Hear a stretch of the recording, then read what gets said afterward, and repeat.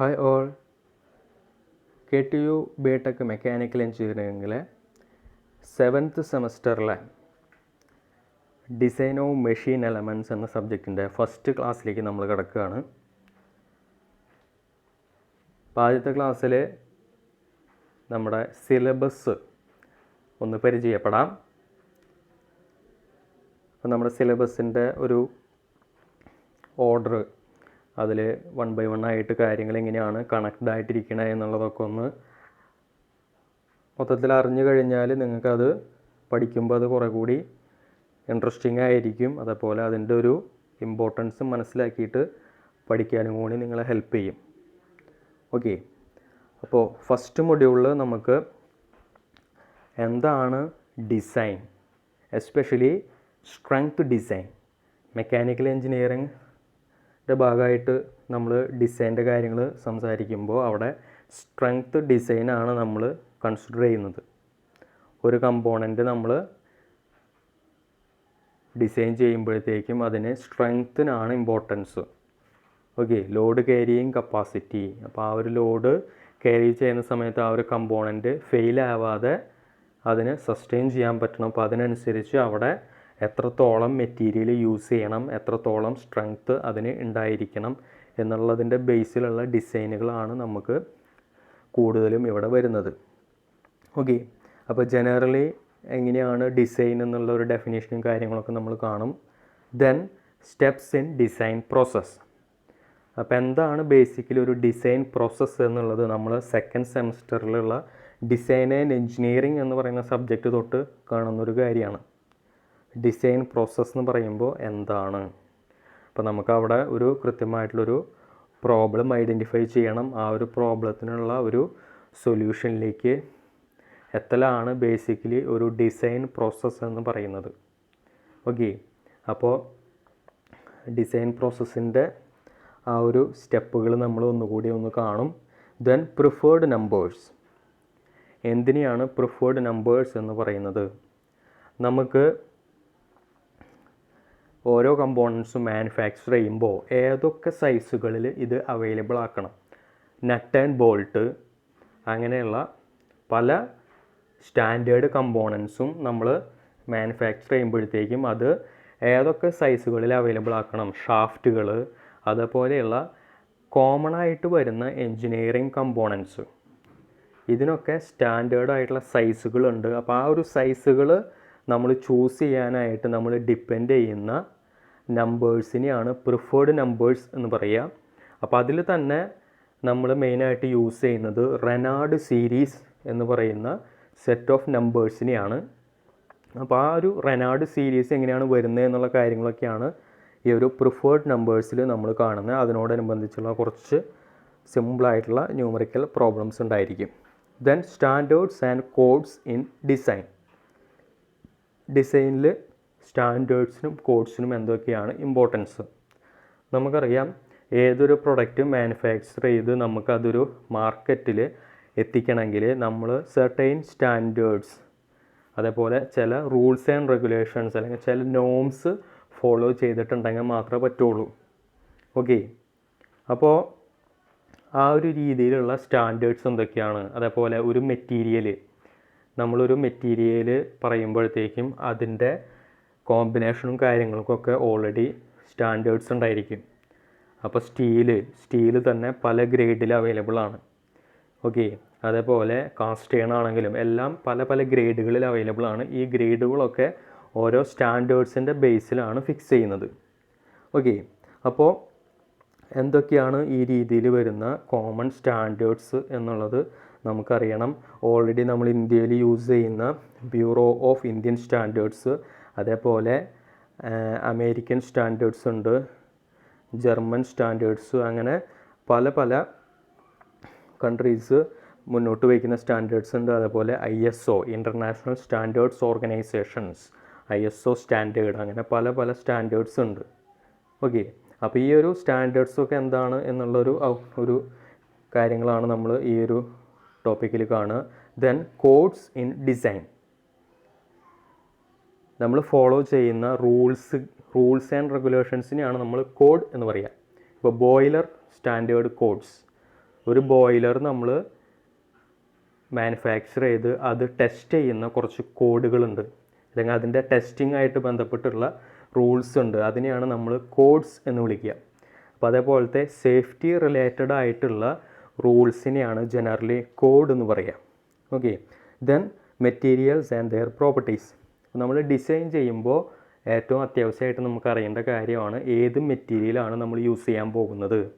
ആ ഒരു മെറ്റീരിയലിൻ്റെ പ്രോപ്പർട്ടീസിനെ കുറിച്ച് ഒരു ജനറലി മെറ്റീരിയൽ പ്രോപ്പർട്ടീസിനെ കുറിച്ച് ഒരു ധാരണ ഉണ്ടെങ്കിലാണ് നമ്മുടെ റിക്വയർമെൻറ്റിനനുസരിച്ചുള്ള മെറ്റീരിയൽ നമുക്ക് ചൂസ് ചെയ്യാനായിട്ട് പറ്റുള്ളൂ. അപ്പോൾ അതിൻ്റെ ചെറിയൊരു ഐഡിയ, മെറ്റീരിയൽ പ്രോപ്പർട്ടീസൊക്കെ ഓൾറെഡി നിങ്ങൾ സ്ട്രെങ്ത് ഓഫ് മെറ്റീരിയലും കാര്യങ്ങളൊക്കെ പഠിച്ച സമയത്തേ നിങ്ങൾക്ക് അറിയുന്നതാണ്. അത് തന്നെ ഒന്ന് റിഫ്രഷ് ചെയ്യലാണ് ഈ ഒരു സ്റ്റേജിൽ ചെയ്യാൻ പോകുന്നത്. അപ്പോൾ മെറ്റീരിയൽസിനെ നമുക്ക് ഇലാസ്റ്റിക് മെറ്റീരിയൽ, പ്ലാസ്റ്റിക് മെറ്റീരിയൽ, അതേപോലെ ഡക്റ്റൈൽ, ബ്രിട്ടിൽ ബിഹേവിയറുകളൊക്കെ നമ്മൾ ഓൾറെഡി നമുക്കറിയുന്ന കാര്യങ്ങളാണ്. അതൊക്കെ നമ്മളൊന്നുകൂടി റിഫ്രഷ് ചെയ്യും. ഓക്കെ, ദെൻ എന്തൊക്കെ സ്ട്രെസ്സുകളാണ് ഡെവലപ്പ് ചെയ്യുന്നത്. അപ്പോൾ ഓൾറെഡി നമ്മൾ ടെൻസൈൽ സ്ട്രെസ്സ്, അതേപോലെ shear stress, bending stress, torsional സ്ട്രെസ്സൊക്കെ നമ്മൾ ഓൾറെഡി പരിചയമുള്ള കാര്യങ്ങളാണ്. അതൊക്കെ തന്നെ ഇവിടെ ഒന്നുകൂടിയും പറയും. ദെൻ അടുത്തൊരു ലെവൽ എന്നുള്ള രീതിയിൽ കമ്പൈൻഡ് സ്ട്രെസ്സസ്, ഒരേ സമയം പലതരത്തിലുള്ള ലോഡുകൾ ആക്ട് ചെയ്യുമ്പോഴാണ് ഈ പറഞ്ഞ ഇൻഡിവിജ്വലി ഒക്കർ ചെയ്ത് തരുന്ന സ്ട്രെസ്സുകളൊക്കെ കമ്പൈൻഡ് ആയിട്ട് ആക്ട് ചെയ്യാൻ തുടങ്ങുക. ഓക്കെ, അപ്പോൾ സാധാരണഗതിയിൽ നമ്മൾ ഒരു പ്രോബ്ലം സോൾവ് ചെയ്യുന്ന പോലെ ആയിരിക്കില്ല സ്ട്രെസ്സുകൾ കമ്പൈൻ ചെയ്ത് വരുന്ന കേസിലുണ്ടാവുക. എക്സ് ഡയറക്ഷനിലും വൈ ഡയറക്ഷനിലും ഒരേ സമയം ലോഡുകൾ ആക്ട് ചെയ്യുമ്പോൾ അവിടെ ഒരു കമ്പൈൻഡ് സ്ട്രെസ് ഉണ്ടാവും. അതല്ലെങ്കിൽ എക്സ്, വൈ, ഇസഡ് 3 ഡയറക്ഷനിലും ലോഡുകൾ ആക്ട് ചെയ്യുമ്പോഴത്തേക്കും ആ 3 ഡയറക്ഷനിലെ ലോഡുകളുടെ സ്വഭാവത്തിനനുസരിച്ച് അവിടെ 3 തരത്തിലുള്ള സ്ട്രെസ് ഉണ്ടാവും. അപ്പോൾ ഇതൊക്കെ കമ്പൈൻ ചെയ്ത് നമുക്ക് പ്രോബ്ലംസ് സോൾവ് ചെയ്യേണ്ടി വരും. ഓൾറെഡി നിങ്ങൾ പ്രിൻസിപ്പൽ സ്ട്രെസ്സസ്, പ്രിൻസിപ്പൽ സ്ട്രെയിൻസ് എന്നൊക്കെ പഠിച്ചു കാണും. അതൊക്കെ നമ്മൾ ഈ ഒരു കമ്പൈൻഡ് സ്ട്രെസ്സസിൻ്റെ കേസിലാണ് ആ ഒരു പ്രിൻസിപ്പൽ സ്ട്രെസ്സസൊക്കെ ഉപയോഗിക്കുന്നത്. ഓക്കെ, പല ആക്സിസുകളിൽ ആക്ട് ചെയ്യുന്ന sigma X, sigma Y, sigma Z എന്നൊക്കെ പറയുന്ന പല ആക്സിസുകളിൽ ആക്ട് ചെയ്യുന്ന സ്ട്രെസ്സുകളെ നമ്മൾ ഒരൊറ്റ സ്ട്രെസ് വാല്യൂ ആയിട്ട് കൺവേർട്ട് ചെയ്യുന്ന ഇക്വേഷൻസൊക്കെ നിങ്ങൾ ഓൾറെഡി പഠിച്ചതാണ്. അഡ്വാൻസ്ഡ് മെക്കാനിക്സ് ഓഫ് സോളിഡ്സിലൊക്കെ നിങ്ങളത് കണ്ടിട്ടുണ്ട്. ആ ഒരു കാര്യങ്ങൾ തന്നെയാണ് ഇവിടെയും പറയുന്നത്. ഓക്കെ, ദെൻ ഈ ഒരു ഫസ്റ്റ് മൊഡ്യൂളിലെ ഏറ്റവും ഇമ്പോർട്ടൻ്റ് ആയിട്ട് വരുന്ന ഒരു ഏരിയയാണ് സ്ട്രെസ് കോൺസെൻട്രേഷൻ.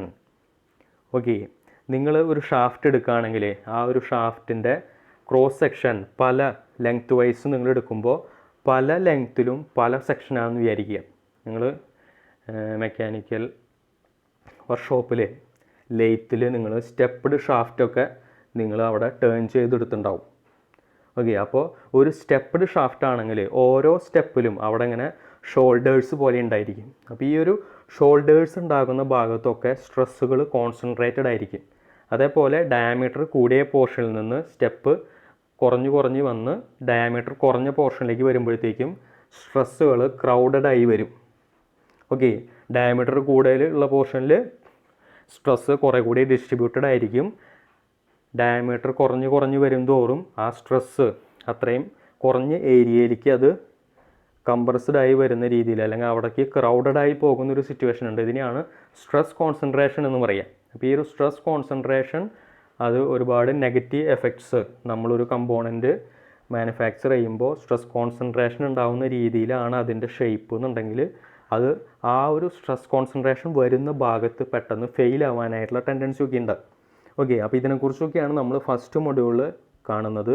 ദെൻ സെക്കൻഡ് മൊഡ്യൂളിൽ ആദ്യമേ തന്നെ നമ്മൾ പരിചയപ്പെടാൻ പോകുന്നത് തിയറീസ് ഓഫ് ഫെയിലിയർ. ഓക്കെ, തൊട്ട് മുമ്പ് നമ്മൾ പറഞ്ഞ കമ്പൈൻഡ് സ്ട്രെസ്സസ്.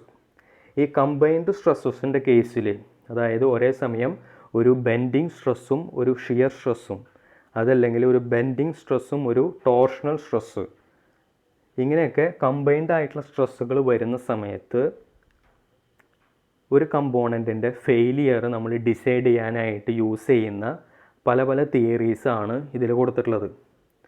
ഒരുപാട് തിയറീസ് ഉണ്ട് ഇതുപോലെ ഫെയിലിയർ തിയറീസ് എന്ന് പറഞ്ഞിട്ട്. പക്ഷേ നമുക്ക് ഏറ്റവും ഇമ്പോർട്ടൻ്റ് ആയിട്ടുള്ള 5 ഫെയിലിയർ തിയറീസാണ് പഠിക്കാനുള്ളത്.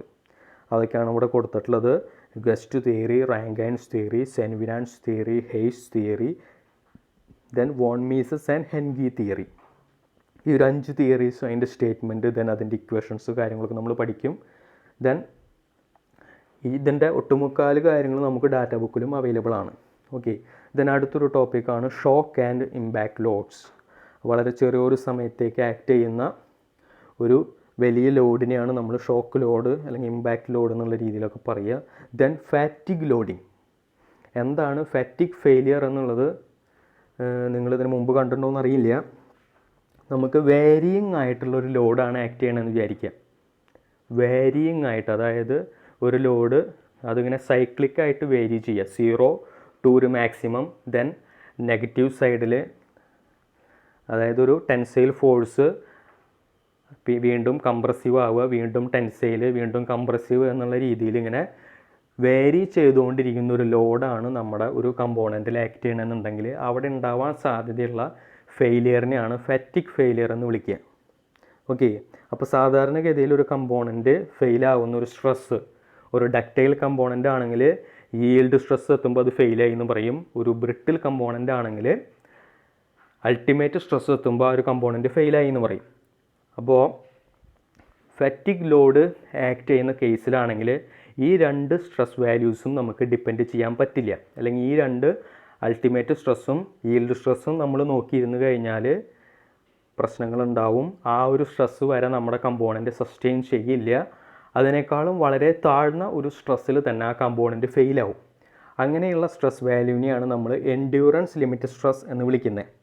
നിങ്ങളിത് ഓൾറെഡി ഫാറ്റിഗ് ലോഡിങ് നിങ്ങൾ ചെയ്തിട്ടുള്ളതായിരിക്കും. നമ്മളൊക്കെ ഈ വേലിക്കമ്പി എന്ന് പറയുന്ന ചെറിയ കനം കുറഞ്ഞ നൂല് കമ്പി, അങ്ങനത്തെ കമ്പി നമ്മൾ കൈ കൊണ്ട് പൊട്ടിക്കാറുണ്ട്. കണ്ടിന്യൂസ് ആയിട്ട് നമ്മളതിങ്ങനെ ബെൻഡ് ചെയ്ത് രണ്ട് ഡയറക്ഷനിലേക്കും ബെൻഡ് ചെയ്ത് നിന്ന് കഴിഞ്ഞാൽ കുറച്ച് സമയം കഴിയുമ്പോഴത്തേക്കും ആ ഒരു ബെൻഡ് ചെയ്തിരുന്ന ആ ഒരു പോർഷനിൽ അത് ബ്രേക്ക് ആയിട്ടുണ്ടാവും. അപ്പോൾ ആ ഒരു കനം കുറഞ്ഞ നൂൽക്കമ്പി നമ്മൾ ഒരിക്കലും വലിച്ചു പൊട്ടിക്കാനും നോക്കിക്കഴിഞ്ഞാൽ പൊട്ടിപ്പോത്തില്ല. പക്ഷേ ഇങ്ങനെ നമ്മൾ കണ്ടിന്യൂസ് ആയിട്ട് അത് ബെൻഡ് ചെയ്തുകൊണ്ടിരുന്ന് കഴിഞ്ഞാൽ, ഓപ്പോസിറ്റ് ഡയറക്ഷനിലേക്ക് ഇങ്ങനെ മടക്കി നിന്ന് കഴിഞ്ഞാൽ കുറച്ച് സമയം കഴിയുമ്പോഴത്തേക്കും അതവിടെ ബ്രേക്കായി കിട്ടും. ഓക്കെ, അപ്പോൾ അങ്ങനെ സംഭവിക്കുന്ന ബ്രേക്കിങ്ങിനെയാണ് നമ്മൾ ഫാറ്റിഗ് ഫെയിലിയർ എന്ന് വിളിക്കുന്നത്. ഓക്കെ, അപ്പോൾ അവിടെ നമ്മൾ അപ്ലൈ ചെയ്യാനായിട്ട് നമുക്ക് മാക്സിമം പോസിബിൾ ആയിട്ടുള്ള ഒരു സ്ട്രെസ്സിനെയാണ് നമ്മൾ എൻഡ്യൂറൻസ് ലിമിറ്റ് സ്ട്രെസ് എന്ന് വിളിക്കുക. അപ്പോൾ ഒരു സ്റ്റാൻഡേർഡ് കമ്പോണൻസ്, ഒരു കമ്പോണൻറ്റിൽ എൻഡ്യൂറൻസ് ലിമിറ്റ് എത്രയാണെന്ന് കണ്ടുപിടിക്കാനായിട്ടുള്ള ഒരു എക്സ്പെരിമെൻറ്റും കാര്യങ്ങളൊക്കെ നമ്മളിവിടെ പരിചയപ്പെടും. അതേപോലെ എന്തൊക്കെ ഫാക്ടേഴ്സാണ് എൻഡ്യൂറൻസ് ലിമിറ്റിനെ എഫക്റ്റ് ചെയ്യുന്നത്. ഒരു സ്റ്റാൻഡേർഡ് കമ്പോണൻറ്റിൽ നിന്ന് ഒരു റിയൽ കമ്പോണൻറ്റിലേക്ക് നമ്മൾ ഈ ഒരു എൻഡ്യൂറൻസ് ലിമിറ്റിൻ്റെ വാല്യൂവിനെ നമ്മൾ കൺവേർട്ട് ചെയ്യുമ്പോൾ എന്തൊക്കെ ഫാക്ടേഴ്സാണ്, അതിൻ്റെ ഡയമെൻഷൻസ് ആയിട്ട് ബന്ധപ്പെട്ട് സർഫസിൻ്റെ ക്വാളിറ്റിയൊക്കെ ആയിട്ട് ബന്ധപ്പെട്ടുള്ള കുറേ ഫാക്ടേഴ്സ് കൺസിഡർ ചെയ്തിട്ടാണ് നമ്മൾ ഇങ്ങനത്തെ ഒരു കൺവേർഷൻ നടത്തുക. അപ്പോൾ അതൊക്കെ നമ്മൾ ഈ ഒരു ഫാക്ടേഴ്സ് എഫക്റ്റിംഗ് എൻഡ്യൂറൻസ് ലിമിറ്റ് എന്ന് പറയുന്ന ആ ഒരു ടോപ്പിക്കിൽ കാണും. Then factor of safety. നമ്മുടെ ഒരു കമ്പോണൻറ്റിൻ്റെ ഫെയിലിയർ അല്ലെങ്കിൽ ലൈഫ് കൂട്ടാൻ വേണ്ടിയിട്ട് നമ്മൾ അവിടെ അപ്ലൈ ചെയ്യുന്ന ഒരു ഫാക്ടറിനെയാണ് ഫാക്ടർ ഓഫ് സേഫ്റ്റി എന്ന് വിളിക്കുന്നത്. ഓക്കെ, അപ്പോൾ അവിടെ സാധാരണഗതിയിൽ ഉപയോഗിക്കുന്നതിനേക്കാളും കൂടുതൽ മെറ്റീരിയൽ നമ്മളവിടെ യൂസ് ചെയ്യണു. 2 times ഫാക്ടർ ഓഫ് സേഫ്റ്റി എന്ന് പറയുമ്പോൾ ഓൾറെഡി വേണ്ടതിൻ്റെ ഇരട്ടി മെറ്റീരിയൽ നമ്മളവിടെ യൂസ് ചെയ്യും. അപ്പോഴത്തേക്ക് അവിടെ ഉണ്ടാകുന്ന സ്ട്രെസ്സ് സാധാരണഗതിയിൽ ഉണ്ടാകുന്നതിൻ്റെ ഹാഫായിട്ട് അത് റെഡ്യൂസ് ആവും. ഇൻഡ്യൂസ്ഡ് സ്ട്രെസ്സസ് ഹാഫായി മാറും. ഓക്കെ, അപ്പോൾ ആ രീതിയിൽ നമുക്കൊരു കമ്പോണൻറ്റിൻ്റെ ലൈഫ് കൂട്ടാനായിട്ട് സാധിക്കും. ഓക്കെ, അപ്പോൾ പലതരത്തിൽ ലോഡ് ചെയ്യുന്ന കമ്പോണൻസ് ഉണ്ടായിരിക്കും. അപ്പോൾ അതിൻ്റെയൊക്കെ ഫാക്ടർ ഓഫ് സേഫ്റ്റി എങ്ങനെയാണ് നമ്മൾ ഡിസൈഡ് ചെയ്യുന്നത് എന്നുള്ള കാര്യങ്ങളാണ് ആ ഒരു ടോപ്പിക്കിൽ കാണുക. ദെൻ തേർഡ് മൊഡ്യൂൾ മെയിനായിട്ട് ത്രെഡഡ് ജോയിൻസിനെ കുറിച്ചാണ് പറയുക. ത്രെഡുകളുള്ള ജോയിൻസ് പലതരം ഉണ്ട്. സ്ക്രൂ ഫാസ്റ്റനേഴ്സ് ഉണ്ട്, ദെൻ നട്ട് ആൻഡ് ബോൾട്ട് ഉണ്ട്, ദെൻ പിന്നെന്താ സ്റ്റഡ് ബോൾട്ട്സ് ഉണ്ട്. അപ്പോൾ ഇങ്ങനെ പലതരത്തിലുള്ള ത്രെഡഡ് ഫാസ്റ്റനേഴ്സ് ഉണ്ട്. പക്ഷേ അതിൽ തന്നെ നമ്മൾ മെയിനായിട്ട് ഇവിടെ പഠിക്കുന്നത് ബോൾട്ടഡ് ജോയിൻസ് ആണ്. നട്ടും ബോൾട്ടും ഉപയോഗിച്ചിട്ടുള്ള ജോയിൻസ് ആണ്. അതിൻ്റെ എങ്ങനെയാണ് ആ ഒരു ജോയിൻറ്റിൻ്റെ ഡിസൈൻ. അപ്പോൾ അതിൽ ഇനീഷ്യൽ ടെൻഷൻ അല്ലെങ്കിൽ ആ ഒരു സ്റ്റാർട്ടിങ്ങിൽ വരുന്ന ഒരു ടെൻഷൻ്റെ വാല്യൂ, അതേപോലെ എക്സെൻട്രിക് ലോഡിങ്, ഇങ്ങനത്തെ കേസുകളൊക്കെയാണ് ആദ്യത്തെ തേർഡ് മൊഡ്യൂളിൻ്റെ ഒരു ഫസ്റ്റ് ഹാഫിൽ നമ്മൾ കാണുക. ദെൻ സെക്കൻഡ് ഹാഫിൽ നമ്മൾ ഇതിൻ്റെ തന്നെ നമ്മൾ ഈ പറഞ്ഞ ബോൾട്ടഡ് ജോയിൻസിൽ തന്നെ ഫാറ്റിഗ് ലോഡിങ്, വേരിയിങ് ലോഡുകൾ ആക്ട് ചെയ്യുമ്പോൾ എങ്ങനെയായിരിക്കും ഫെയിലിയർ ഉണ്ടാവുക. അതേപോലെ ഗാസ്കറ്റഡ് ജോയിൻസ്, ലീക്ക് പ്രൂഫ് ആയിട്ടുള്ള ജോയിൻസ് കിട്ടാൻ വേണ്ടിയിട്ട് നമ്മൾ ഗാസ്കറ്റുകൾ യൂസ് ചെയ്യും. അപ്പോൾ 2 പ്ലേറ്റുകൾ തമ്മിലായിരിക്കും നമ്മൾ ഒരു നട്ട് ബോൾട്ട് ഇട്ടിട്ട് ബോൾട്ട് ചെയ്തിട്ട് ജോയിൻ ചെയ്യുന്നുണ്ടായിരിക്കുക. അപ്പോൾ അതിൻ്റെ ഇടയിൽ ലീക്ക് വരാതിരിക്കാൻ വേണ്ടി നമ്മൾ ഉപയോഗിക്കുന്ന ഒരു തിന്നായിട്ടുള്ള ഒരു ലെയർ ഉണ്ട്, അതിനാണ് ഗാസ്കറ്റ് എന്ന് വിളിക്കുന്നത്. പല മെറ്റീരിയലിൻ്റെ ഉണ്ട്, കോപ്പർ അതേപോലെ സോഫ്റ്റ് ആയിട്ടുള്ള മെറ്റീരിയൽസിൻ്റെ ഒക്കെ ഗാസ്കറ്റ്സ് ഉണ്ട്. അപ്പോൾ അങ്ങനത്തെ ജോയിൻസ് ഡിസൈൻ ചെയ്യുമ്പോൾ എന്തൊക്കെ ശ്രദ്ധിക്കണം, അതാണ് ഗാസ്കറ്റഡ് ജോയിൻസിൽ കാണുക. ദെൻ 3rd മൊഡ്യൂളിലെ ലാസ്റ്റ് ടോപ്പിക്കും ഏറ്റവും ഇമ്പോർട്ടൻ്റ് ആയിട്ടുള്ള ഒന്നാണ് പവർ സ്ക്രൂ. ഓക്കെ, അപ്പോൾ അതിൻ്റെ ഒരു എക്സാമ്പിളായിട്ടാണ് ഇവിടെ സ്ക്രൂ ജാക്ക്. നമ്മൾ ഓൾറെഡി മെഷീൻ ഡ്രോയിങ്ങിലൊക്കെ വരച്ചിട്ടുള്ള അല്ലെങ്കിൽ മുമ്പ് കണ്ടുപരിചയമുള്ളൊരു കമ്പോണൻ്റാണ് സ്ക്രൂ ജാക്ക്. നമ്മൾ ലോഡ് ലിഫ്റ്റ് ചെയ്യാനായിട്ട് വെഹിക്കിൾസിൻ്റെ ഒക്കെ ഇപ്പോൾ ടയറൊക്കെ മാറ്റണമെങ്കിൽ നമ്മളവിടെ ജാക്ക് വെച്ചിട്ടാണ് അതിനെ റേസ് ചെയ്ത് നിർത്തുക അല്ലേ. അപ്പോൾ ഈ ഒരു സ്ക്രൂ ജാക്കിൽ അവിടെ ആ ഒരു സെൻറ്ററിൽ വരുന്ന, ഇപ്പോൾ ഈ ഒരു ഫിഗറിൽ കാണുന്ന ആ ഒരു നീല പോർഷൻ, അവിടെ കാണുന്ന ആ ഒരു സ്ക്രൂ ത്രെഡ്, അതിനെയാണ് നമ്മൾ പവർ സ്ക്രൂ എന്ന് വിളിക്കുന്നത്. ഇതേപോലത്തെ, അപ്പോൾ അവിടെ ഒരു സ്ക്വയർ ത്രെഡഡ് ആയിട്ടുള്ള സ്ക്രൂ ആണ് കാണുക. ഇതേപോലത്തെ ത്രെഡുകളുള്ള പല കമ്പോണൻസ് നിങ്ങൾ കണ്ടു കാണും. നിങ്ങൾ വർക്ക്ഷോപ്പിൽ ഉപയോഗിക്കുന്ന മെഷീൻ വൈസ് അതിന് സ്ക്വയർ ത്രെഡുകളാണ്. അതേപോലെ ലെയ്ത്തിൻ്റെ ലീഡ് സ്ക്രൂ, ഇങ്ങനത്തെ സ്ക്രൂസിനൊക്കെയാണ് പവർ സ്ക്രൂ എന്ന് വിളിക്കുക. ഒരുപാട് ലോഡ് ക്യാരി ചെയ്യേണ്ട സിറ്റുവേഷൻസിൽ, അതേപോലെ ലോഡ് ക്യാരി ചെയ്തുകൊണ്ട് മൂവ് ചെയ്യേണ്ട സിറ്റുവേഷൻസിലൊക്കെ നമ്മൾ ഉപയോഗിക്കുന്ന സ്ക്രൂസാണ് പവർ സ്ക്രൂസ്.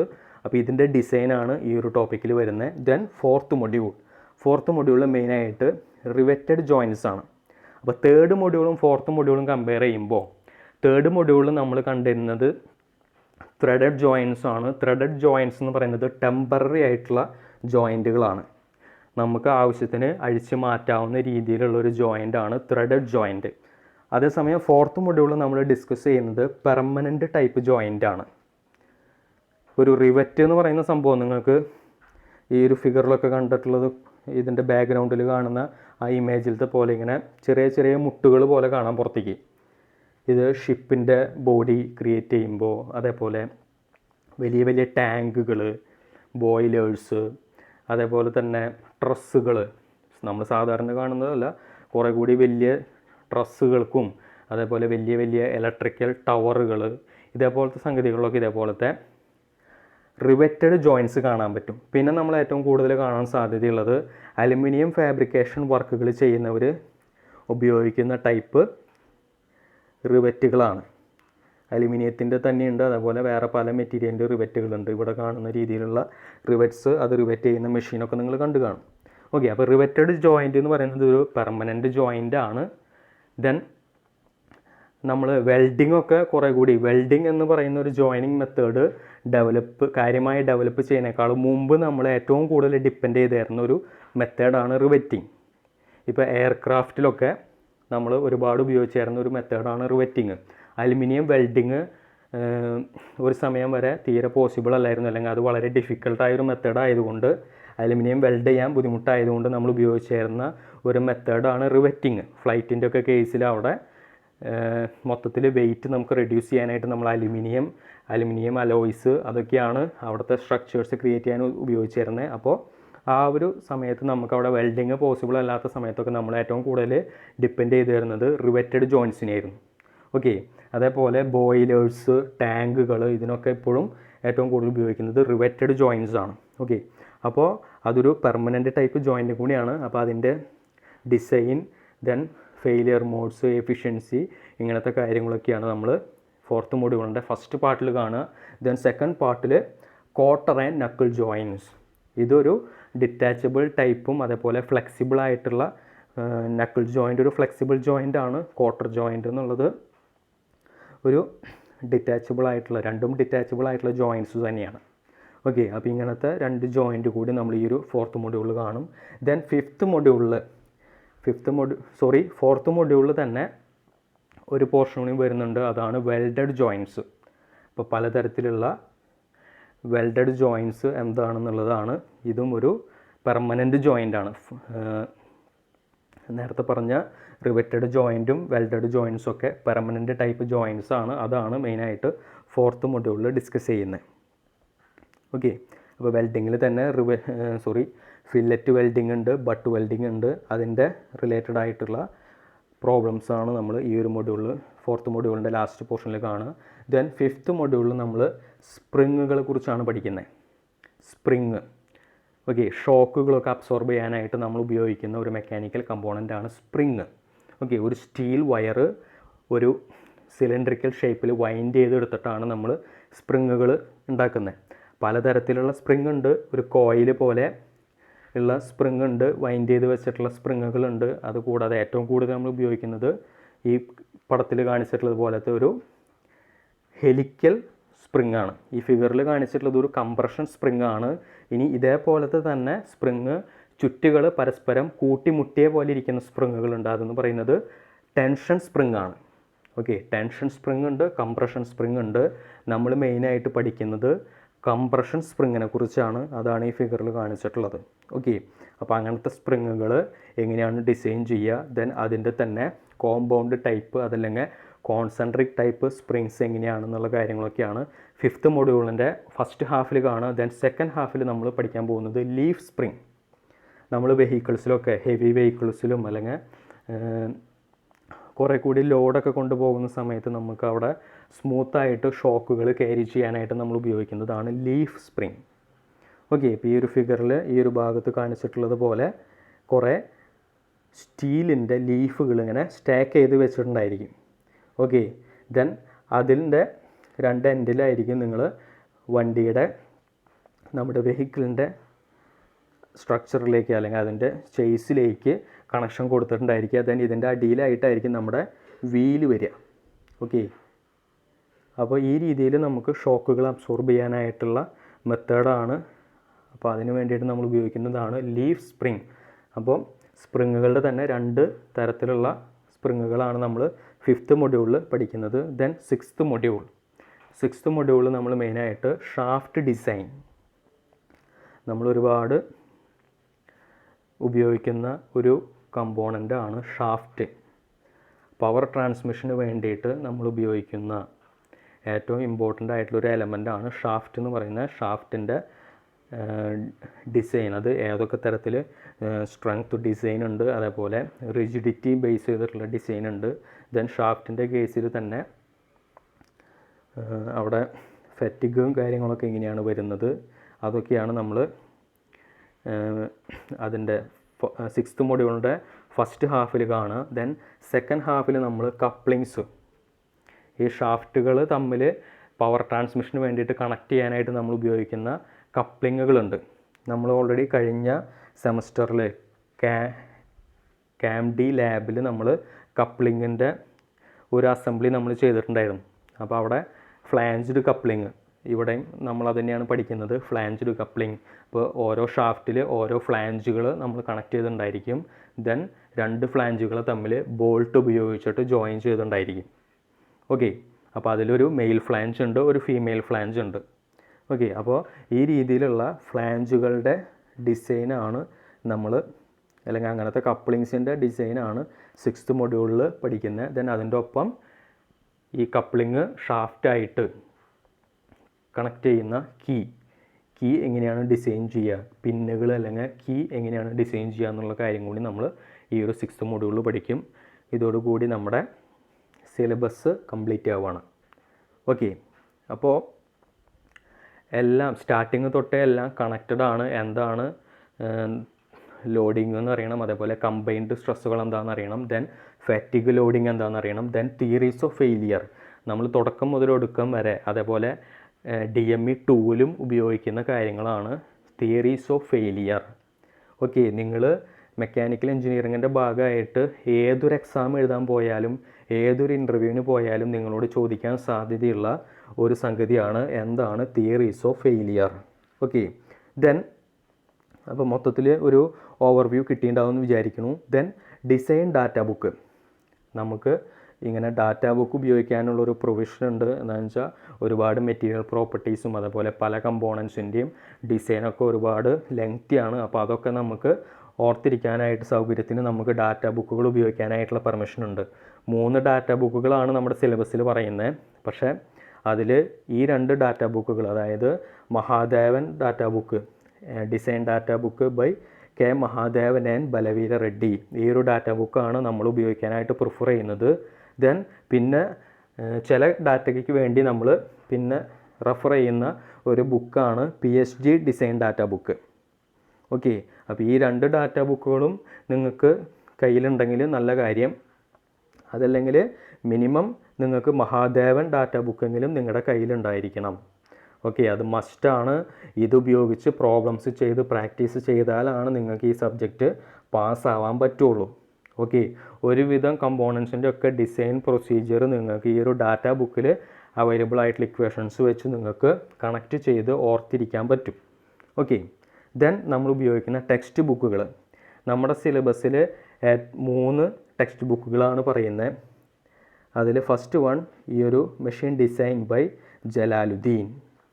നമ്മുടെ ടെക്സ്റ്റ് ബുക്കുകളൊക്കെ DME 1, DME 2, S7ലെയും S8ലെയും 2 സെമസ്റ്ററിനെയും കവർ ചെയ്യുന്ന രീതിയിലുള്ള ഒരൊറ്റ ടെക്സ്റ്റ് ബുക്കുകളായിട്ട് നമുക്ക് അവൈലബിൾ ആവുന്ന ബുക്കുകളിലൊക്കെ മൊത്തം നമ്മുടെ 2 സെമസ്റ്ററിലെയും സിലബസുകൾ മുഴുവനും ഉണ്ടാവും.